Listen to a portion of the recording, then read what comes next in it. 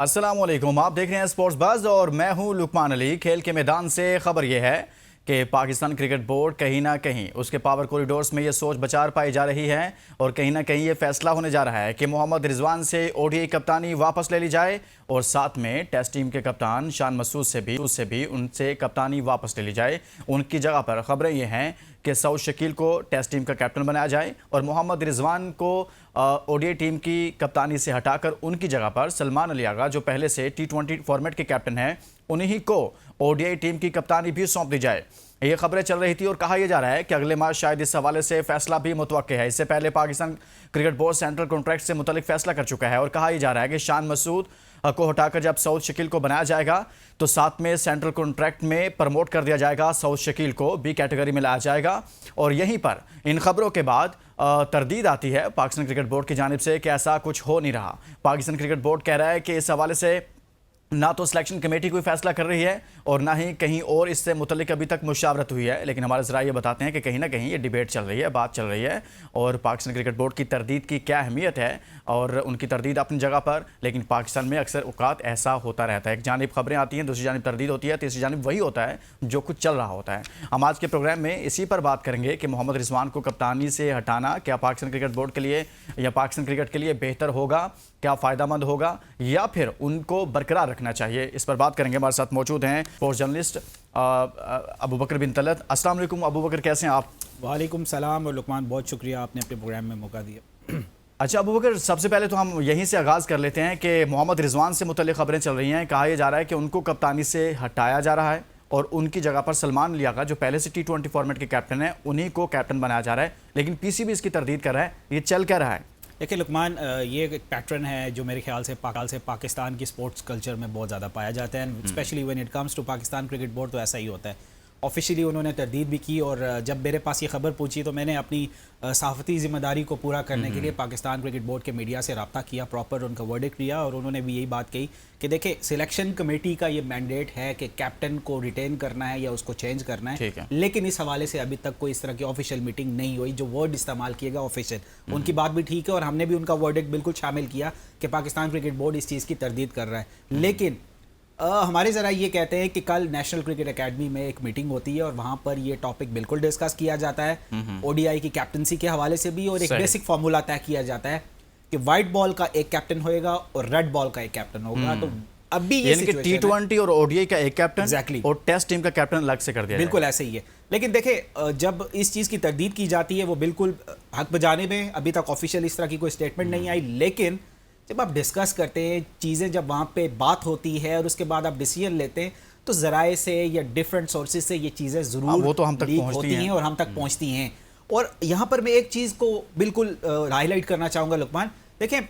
Technically speaking कि अभी आपकी ओडीआई क्रिकेट थोड़ी दूर थी, आपने ओडीआई क्रिकेट अभी खेलनी नहीं थी, तो मेरा नहीं ख्याल था कि ऐसी सिचुएशन में जब पाकिस्तान रीबिल्डिंग प्रोसेस के ऊपर है, एक बड़ा इवेंट सर पे आने को है, आपको इस तरह की चीज़ डिस्कस भी नहीं करनी चाहिए थी, क्योंकि ऐसी कोई सीरीज नहीं है ओवरनाइट के 10 दिन के बाद ओडीआई के मैचेस हैं, तो हमें कैप्टनसी के हवाले से डिस्कशन कर लेनी चाहिए। लेकिन ये तो हो सकता है ना कि पाकिस्तान क्रिकेट बोर्ड के जो लोग थिंक टैंक के हैं, जो जिनको जिम्मेदारियां दी गई हैं, वो फ्यूचर को प्लान कर रहे हों, और जाहिर सी बात है प्लानिंग तभी होती है जब आप मुकम्मल तौर पर अपनी फील्डिंग सेट कर लेते हैं। तो वो सोच रहे होंगे, जो ओडी टीम के बारे में भी सोच बचा रही हैं, उसको बेहतर करना चाहते हैं, वो चाह रहे होंगे कि इससे मुतल्लिक कोई फैसला कर लिया जाए ताकि अभी से हम उस पर काम करना शुरू कर दें। ये भी तो हो सकता है ना लुकमान। आपको याद होगा कि 2 दिन कबल एक इंटरव्यू में निजी टेलीविजन के साथ, इंटरव्यू तो नहीं था, इंटरेक्शन था मीडिया का, chairman Pakistan cricket board Mohsin Naqvi के साथ, उन्होंने बड़ा कैटेगोरिकली इस चीज़ को क्लियर किया 0.1% भी इंक्लूजन में या किसी को निकालने में मेरा रोल नहीं है। मैंने कमेटीज़ बना दी हैं, हेड्स बना दिए हैं, वहाँ पर उनका प्रोग्रेटिव है, वो डिसाइड करते हैं।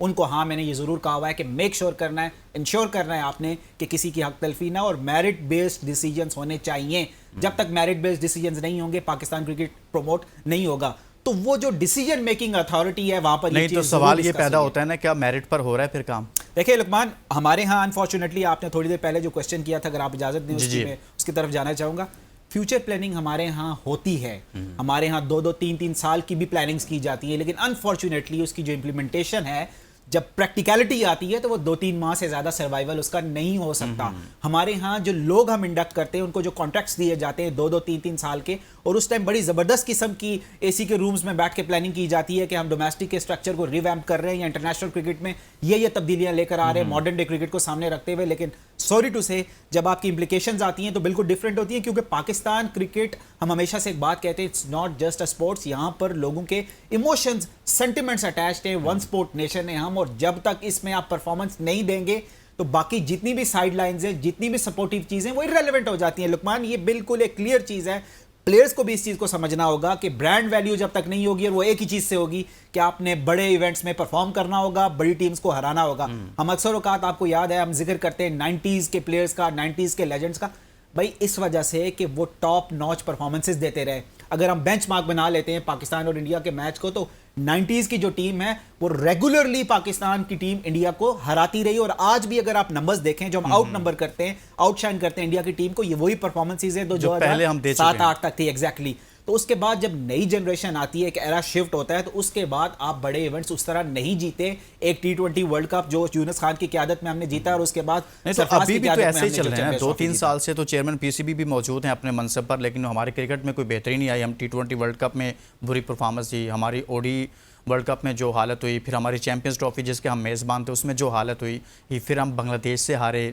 T20 सीरीज़ हार गए। ये सब क्या चल रहा है? When it comes to me, अगर आप पर्सनली मुझसे पूछें तो चीज़ों को अगर आपने सम अप करना है लुकमान, तो सिर्फ ये देख लें कि आखिरी 18 माह के अंदर आपने कितने कोचेस बदलाए,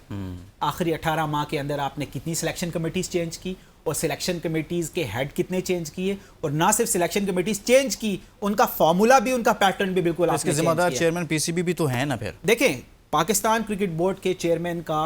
हरगिज ये काम नहीं है कि वो पॉलिसी मेकिंग करें। ठीक है, पॉलिसी मेकिंग के लिए नीचे पूरे इदारे मौजूद हैं, जो डायरेक्टर्स उनको हेड करते हैं, उनका काम है पॉलिसी मेकिंग करना। और बहुत ज़्यादा इंटरनेशनल अफेयर्स होते हैं, स्ट्रक्चरल अफेयर्स होते हैं, फाइनेंशियल अफेयर्स होते हैं, ये वो चीज़ें हैं जो पाकिस्तान क्रिकेट बोर्ड के चेयरमैन का काम है देखना। लेकिन जब जिस तरह कहा जाता है, और आज अगर हम ओपनली बात करें ग्रे एरिया रखे बगैर, आकिब जावेद के पास ये अथॉरिटी मौजूद है ऑफिशियली, और अनऑफिशियली वहाब रियाज वो फैक्टर हैं जो डिसाइड करते हैं इस टाइम की मेकिंग रोल्स जो हैं, की मेकिंग डिसीजंस जो हैं, वो ये दोनों करते हैं। और अगर ये दोनों डिसीजंस करते हैं तो मैं रिक्वेस्ट करूंगा पाकिस्तान क्रिकेट बोर्ड के चेयरमैन से कि ओपनली ये ऐलान होना चाहिए, ताकि अगर ये सक्सेसफुल मॉडल होता है तो तब भी इनकी तारीफ करनी चाहिए, लेकिन अगर कोई सेटबैक होता है, फ्लैशबैक होता है, तो तब भी पता होना चाहिए कि ये दो वो जिम्मेदारान हैं जिन्होंने डिसीजन लिए थे। यहाँ तो बहुत कुछ होता है कि प्रेस कॉन्फ्रेंस की जाती है, स्क्वाड वो लोग आकर अनाउंस करते रहे हैं यहाँ पर जिनका क्रिकेट से कोई ताल्लुक नहीं है, लेकिन अब की बार तो आकिब जावेद आए।